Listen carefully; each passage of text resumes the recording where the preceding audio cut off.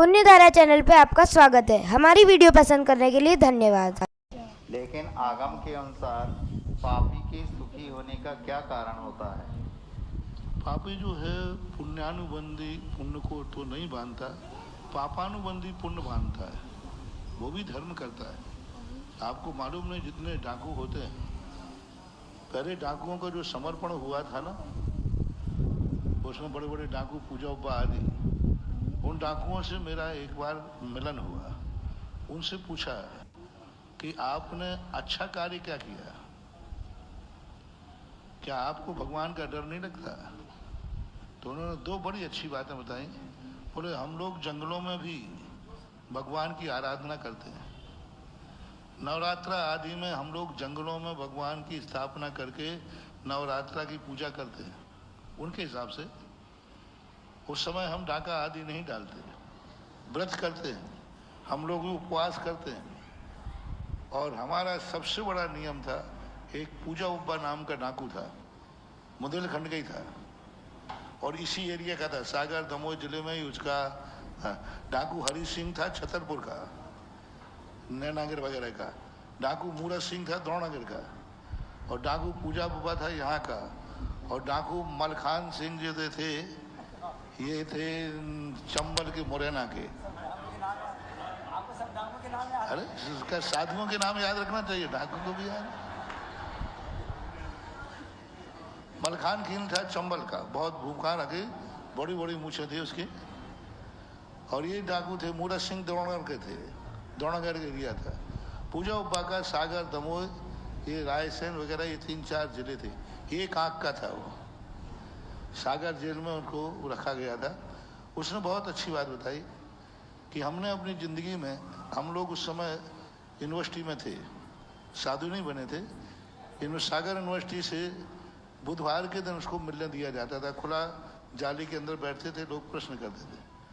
तो हम बच्चों ने सबने एक ही प्रश्न किया, आपने अच्छा कार्य क्या किया? तो एक तो उन्हें याद आता है। दूसरा बोले, हमारी गैंग का एक नियम है, कोई भी व्यक्ति, कोई भी डाकू, स्त्री यदि कितना भी सोना पहना है तो उसके शरीर पर से सोना नहीं उतरवाया जाएगा। यदि किसी ने स्त्री को छू भी लिया, हम उसको वहीं शूट कर देते हैं।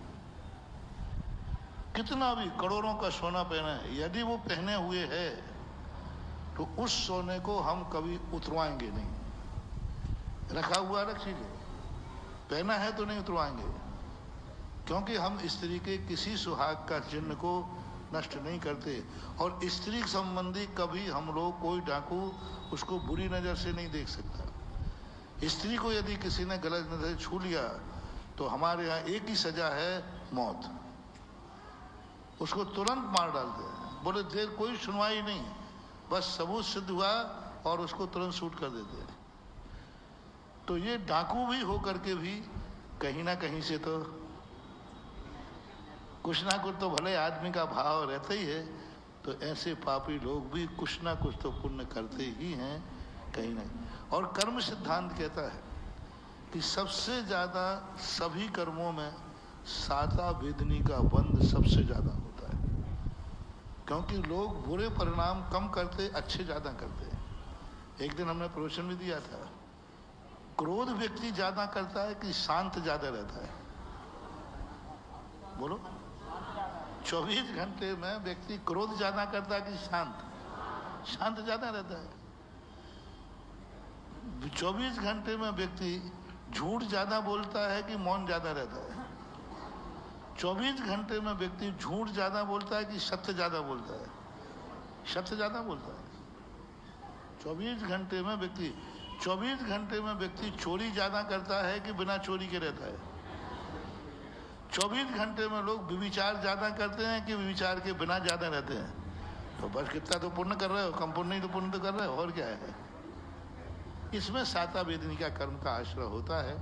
वो साता वेदनी कर्म हमारे लिए मोक्ष मार्ग में कार्यकारी नहीं है, लेकिन पाप कार्यों में, अशुभ कार्यों में सफलता दिलाने वाला होता है, जिसे हमारे यहाँ पापानुबंधी पुण्य कहते हैं।